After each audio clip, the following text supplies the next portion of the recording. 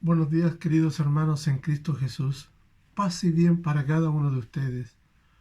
Hoy viernes de la 33ª semana del tiempo común, los invito a reflexionar y acoger con un corazón abierto lo que el Evangelio de San Lucas nos trae hoy día.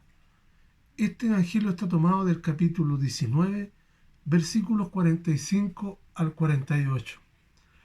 Queridos hermanos, comencemos diciendo que Jesús, al purificar el templo expulsando a los vendedores, dice: mi casa es casa de oración, pero ustedes la han convertido en una cueva de ladrones. Jesús se remite a las palabras del profeta Jeremías, y el hecho es que Jesús lo primero que hace al llegar a Jerusalén es ir al templo a orar, a dar gracias a su Padre de todo lo acontecido. Y al margen de ello, cabe señalar que esta actitud de Jesús debería ser un ejemplo para cada uno de nosotros.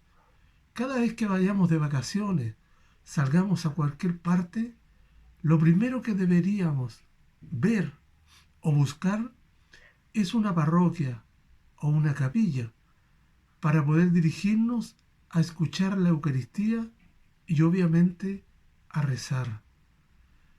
Pero continuemos con nuestra reflexión. Jesús, al llegar al templo, se encuentra con los vendedores de los bueyes, ovejas y palomas, y también con los cambistas sentados delante de sus mesas haciendo negocios. Cabe mencionar que el templo de Jerusalén era el atrio de los gentiles, próximo al santuario. Por eso los rabinos prohibían usarlo como atajo para cortar camino.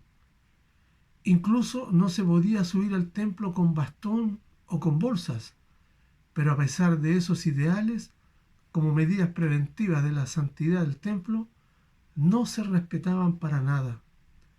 Y se cometían verdaderas profanaciones en el recinto sagrado, como lo confirma la escena de Jesús en el Evangelio de hoy, donde expulsa a los mercaderes. Queridos hermanos, según las costumbres de aquel tiempo, en la fiesta de Pascua, todos los israelitas debían ofrecer un sacrificio. Es así como los más ricos, los más adinerados, digamos, lo hacían comprando bueyes, ovejas o cabritos. Y los pobres, los de baja situación económica, lo hacían comprando palomas. Además, todo israelita debía pagar anualmente al templo un impuesto, y este era conforme a la moneda del templo. No se permitía la moneda romanas en el templo. De ahí la necesidad de los cambistas de realizar negocios fuera del templo, y todo ello se realizaba para facilitar a los peregrinos adquirir en Jerusalén los elementos de sacrificio que se necesitaban, es decir, los bueyes, las ovejas, palomas y otros materiales que acompañaban el ritual, tales como el incienso, el aceite y otros más. Todo ello se hacía para procurar a todos, y especialmente a los judíos de la diáspora, el poder cambiar sus monedas, esas monedas locales que ellos traían de su pueblo, de su ciudad, por la moneda que regía en el templo. Por tal motivo, el instalar puestos de venta y cambios de dinero en el mismo recinto del templo había sido permitido con autorización de los sumos sacerdotes, es decir, en el atrio de los gentiles.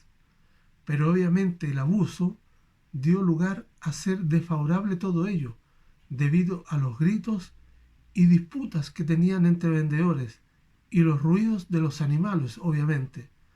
Además de ello, los cambistas allí instalados realizaban frecuentemente sus cambios cobrando intereses, pero intereses muy altos, y que obviamente iban en perjuicio de los demás.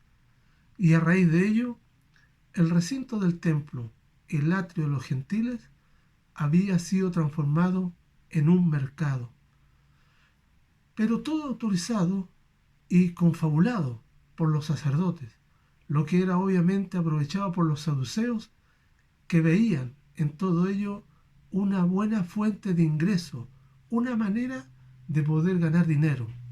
Ese fue el motivo por el cual Jesús, al ingresar al templo y encontrar a los vendedores de animales y a los cambistas realizando negocios, hizo con unas cuerdas que se hallaban botadas en el suelo, las cuales obviamente habían sido usadas para amarrar a los animales, al ganado que tenían a la venta. Y con esas cuerdas hizo un látigo y comenzó a expulsar a los comerciantes del templo, que de hecho venían a ser causa de profanación. Y fíjense ustedes, queridos hermanos, que a los cambistas no tan solo los echa del templo, sino que también les derriba sus mesas y les desparrama el dinero.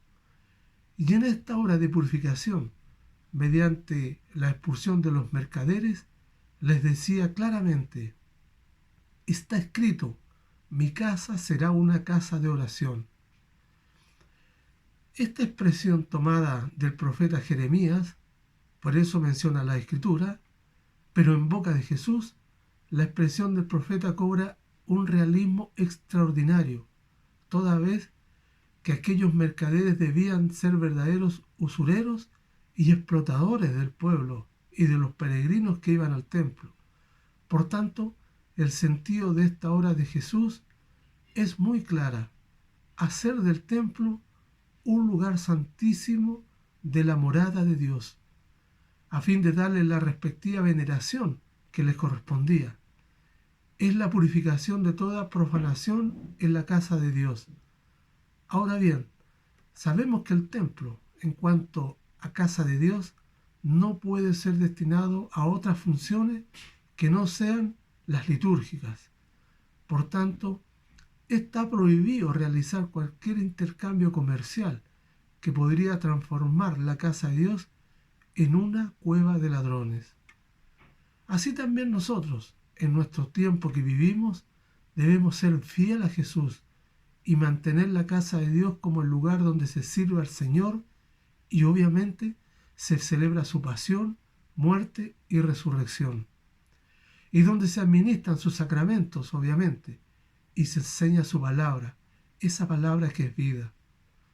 Pues bien, queridos hermanos, pidámosle al Señor en este día la gracia de poder decir con el Salmo número 69, el celo de tu casa me devora, los insultos de los que te insultan recaen sobre mí. Todo ello a fin de ser fieles a Dios y cuidar de su casa de oración. Al Señor sea el honor y la gloria por los siglos de los siglos. Amén.